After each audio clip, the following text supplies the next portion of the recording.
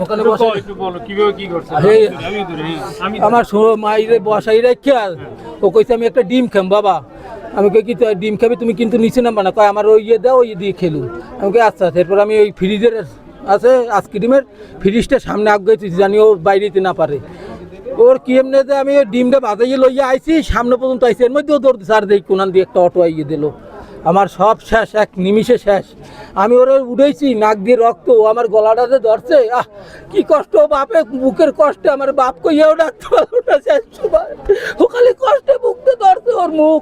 শেষ হয়ে গেছে আমার বাবাটা। এই তোর বাপটা আজ বাজে যাই তোরে বাঁচাইতে বাবাটা। কি করলে আমি পাবো আমার মাইয়াটারে? একটু ঠাকুর একটু কম, আমি কি কম আমার রাস্তাটা কেন আটকানো হয়েছে? আজকে সকাল 11টা হইতে ভাটিকেরা সরকারি প্রাথমিক বিদ্যালয়ের সামনে একটি বাচ্চা শিশু মারা গেছে, শান্তর মেয়েটা। এখানে রিক্সার এত দ্রুত গতিতে চলে, রিক্সা অটো, যা আমাদের বয়স্ক লোকেরই ভয় করে চলাচল করতে। মাননীয় মেয়র মহোদয় আমাদের এতটুকুই দাবি, মেয়র মহোদয় যেন আমাদের রাস্তাটা একটু বিট দিয়ে দেয় যাতে আমরা সুষ্ঠুভাবে চলাচল করতে পারি, এই আমাদের দাবি।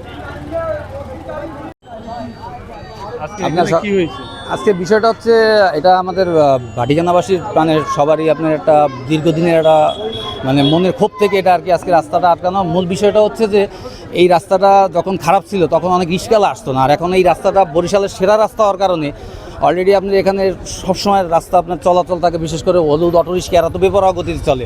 আর তার চেয়ে বেশি আপনার বেপরোয়া হচ্ছে হলো এখানকার যে আপনার যে মানে মোটর সাইকেল যারা উঠতি বয়সী ছেলেগুলো আছে তারা এমন বেপরোয়া গতিতে মানে মোটর সাইকেল চালায় যে একটা আমি যে নিজে রাস্তায় হাঁটবো সেটাও আমি ভয় পাই। আর আজকে তারই পরিপ্রেক্ষিতে আপনি সকাল মানে 10টা-11টা নাগাদ এখানকার একটা স্থানীয় দোকানদার একটা ছোটো বাচ্চা 3 বছরের মেয়ে সে তার প্রাণ হারায় এবং খুবই গুরুতরভাবে মর্মান্তিক, যার পরিপ্রেক্ষিতে আমাদের যারা এলাকার যারা আছে, যারা আমরা সবাই আছে মানে ছোটো বড় সকলে মিলে আমাদের একটাই দাবি যে আজকে আমরা এখানে হয় স্পিড ব্রেকার দেবেন না তার পর্যন্ত আমরা রাস্তা আটকাই রাখব। এবং আমরা সবার মানে সবচেয়ে বড় কথা যে আমরা নিরাপদ সড়ক চাই, ভালোভাবে বাঁচতে চাই। এবং এটা আমাদের ঊর্ধ্বতন যে যারা বরিশালের যারা আছেন তাদের সবারই উচিত যে বরিশালের যেসব প্রশস্ত রাস্তাগুলো আছে সেখানে বিট দেওয়ার জন্য।